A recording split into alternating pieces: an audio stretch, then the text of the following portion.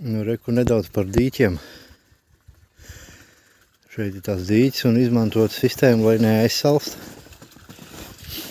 Šajā gadījumā ir izvēlēts ūdens sūknis.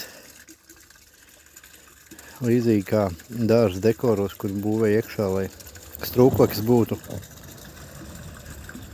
Nu, pie -10, ilgstošs nakts -10. Dīķis, protams, ir aizsalis. Un palicis pāri ir vien maziņš, tas ir kāds pusmetrs, varbūt tās diametrā. Tāda skābekļa piekļuve. Un tā ir zivīm, nekam citam. Un iespējams, ka pie -20 pat, ja tādi būs, tad visdrīzāk, kad aizvilksies ciet un cik tur tā gaisa padeva būs, nav ne jausmas. Un šis ir ūdens sūknis. Un rezultāts pie ilgstošā -10 grādiem ir šāds. Viss dīķis ciet. Un vaļā tik daudz. Šeit savukārt ir manos video bieži redzētais dīķis, kurš ir arī aizsalis. Atrodas no iepriekš minētās vietas pārsimts metru attālumā. Un šeit savukārt es izmantoju nevis ūdens sūkni, bet gaisa sūkni.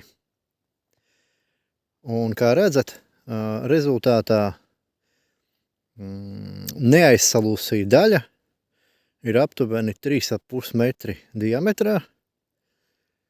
Un šo neaizsalušo daļu arī labprāt izmanto, var redzēt pēc nospiedumiem, tātad putni. Nu, kaut kādi vēl negulējuši grauzēji, mazi dzīvnieciņi. Labprāt izmanto šo tilpni, lai padzertos.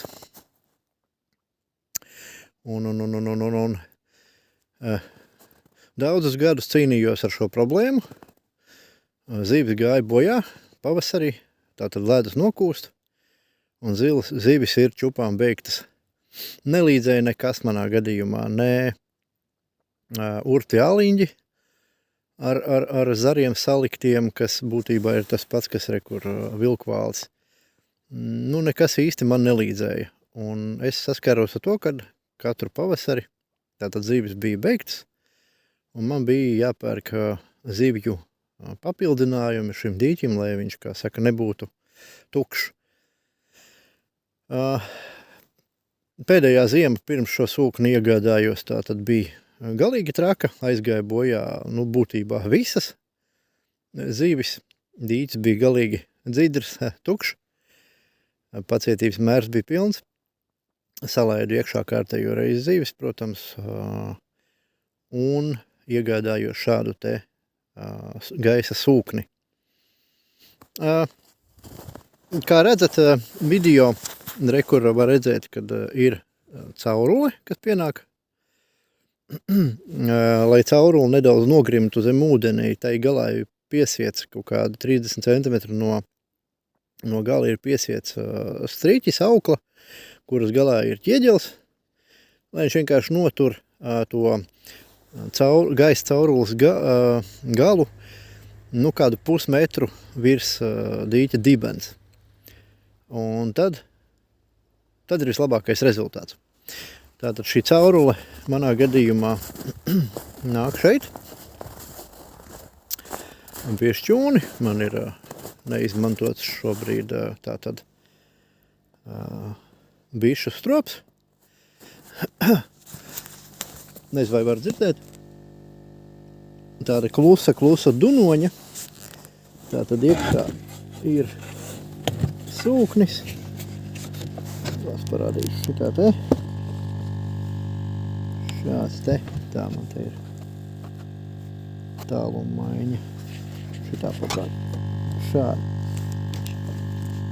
Maziņš sūknīts. Tas ir pagarinātājs elektroenerģijas pievadam. Tātad šim sūknītim ir divi režīmi. Sūknis izdala siltumu paralēli gaisa sūknēšanai, un ar to siltumu pilnīgi pietiek, lai viņš kvalitatīvi funkcionētu un pildītu savus mazos darba pienākumus. Režīma atšķirās ar to, cik litri minūtē gaiss tiek pumpēts. Tā tad strādā uz visvājāko, uz lielāko režīmu es pagājušajā gadā šķiet liku, jo bija lielāki mīnus, tur bija pie 20 dažas dienas un vajadzēja bišķi stiprāk uzpūst, jo diametrs samazinājās, es negribēju to samazināt. Šāds sūknis izmaksāja man AliExpressī no 20 līdz 30 eiro, kaut kur tajā robežā. Katrā ziņā tas ir daudz lētāk, tiešām daudz lētāk ar visu elektroenerģijas tērēšanu, kuru viņš patērē ļoti, ļoti maz. Tas ir daudz izdevīgāk un lētāk nekā katru pavasari pirkt jaunas zivis klāt vest. Jo ielaid iekšā vienu izmēru, gribu, lai paaugās, viņas tev īsti paaugties neuzspēja, ka jau nākamajā pavasarī atkal jāpiepērk ir klāt zivis. Bet, kā jau teicu, mans pacietības mērs bija pilns, paskatījos ūdens sūkņus, paskatījos gaisa sūkņus un viennozīmīgi izvēlējos un iesaku visiem, kam ir šāda te nepieciešamība, izvēlēties gaisa sūkni.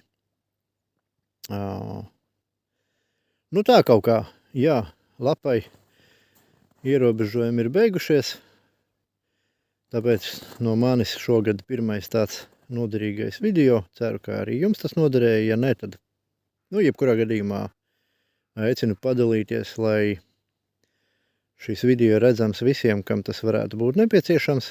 Varbūt kāds tieši vēlās atrisināt šo te problēmu ar dīķa aizsalšanu un domā, kādu metodu labāk izmantot, tad, es iesaku noteikti gaisa sūkni.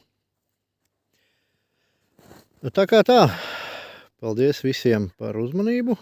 Kā šogad ziema ir, vismaz kārtīgi ar sniegu cilvēki steidz uz kalniem, šļukt ar ragabām, ar dēļiem, ar slēpēm, ar plēvi zem dibana. Tas ir labi, pozitīvas emocijas ir jāgūst. Un jāpiedomā arī par to, ka šīs pozitīvās emocijas ir jārada gan sev, gan citiem.